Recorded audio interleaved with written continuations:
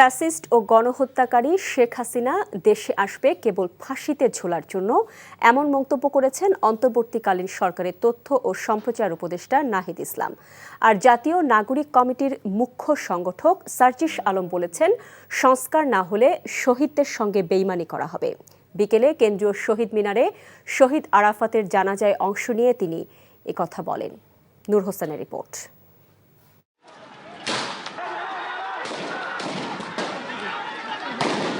5 August পতনের পূর্ব মুহূর্তেও আন্দোলনরত ছাত্র জনতার ওপর বর্বর হামলা চালায় স্বৈরাচার শেখ হাসিনার পেটুয়া বাহিনী। সেই হামলায় রাজধানীর উত্তরা আজমপুর এলাকায় গুলিবিদ্ধ হয় 11 বছরের কিশোর মাদ্রাসা শিক্ষার্থী আরাফাত। প্রায় 4.5 মাস মৃত্যুর সঙ্গে লড়ে রোববার রাতে মারা যান এই শিক্ষার্থী।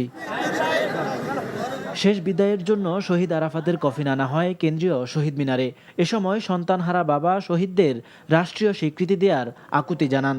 আর যারা এই দেশের জন্য গুলিবিদ্ধ হয়ে শহীদ হয়েছে, প্রত্যেকের জন্য শহীদ মর্যাদার জন্য পায়। এই ঋণ আমরা শোধ করব।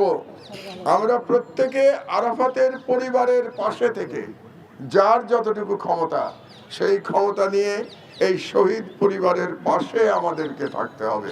প্রত্যেকটা খুনির বিচার হবে, একটাকে ছাড় দেওয়া হবে না, কোনো খুনি বাদ যাবে না।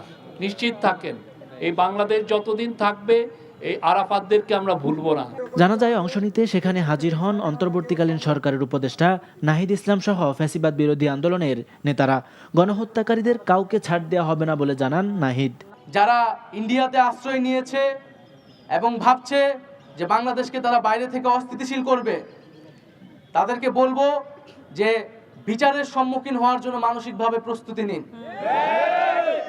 শেখ হাসিনা বাংলাদেশে আসবে কেবলমাত্র বিচারের মুখোমুখি হওয়ার জন্য, ফাঁসির কাস্টে ঝোলার জন্য। কোন লক্ষ্য, কোন স্বপ্নগুলোকে সামনে রেখে আমার ভাইরা জীবন দিল অকাতরে, আমার ভাই বোনেরা রক্ত দিল অকাতরে। আমরা যেন আমাদের জায়গা থেকে সেই স্বপ্নগুলোর সাথে বিন্দু মাত্র বিশ্বাসঘাতকতা কেউ না করি। পরে শেখ হাসিনা সহ দায়ীদের দ্রুত বিচারের দাবিতে আহতদের নিয়ে বিক্ষোভ মিছিল করে বৈষম্য বিরোধী ছাত্র আন্দোলন। নূর হোসেন, এনটিভি নিউজ, ঢাকা। চাকরি পেয়ে গেছি। চাকরি? আপনার কি কোনো কমন সেন্স নেই? আপনি একটা মানুষের বাসায় ঢুকে পড়ছেন কিভাবে? বাসায় প্রবেশের কি নিষেধ আছে নাকি? এই অসময়ে ছাদে আসার কারণ কি? নতুন করে কারো প্রেমে পড়লেন নাকি? আমি আকাশ দেখছিলাম, আকাশ দেখতে দেখতে হারিয়ে গেলাম, হঠাৎ করে আপনি আসলেন।